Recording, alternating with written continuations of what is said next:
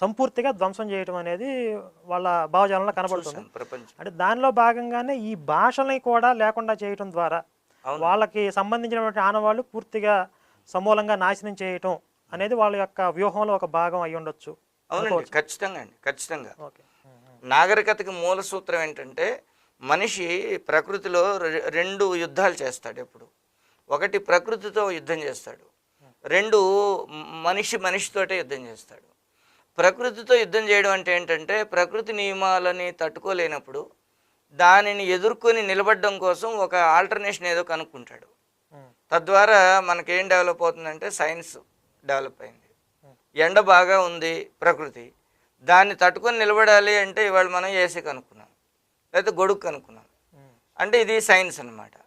మానవుడు ప్రకృతితో చేసిన యుద్ధం వల్ల వచ్చినటువంటి ఫలితాలన్నీ కూడా అవి ఆవిష్కరణలుగా శాస్త్ర పరిజ్ఞానంగా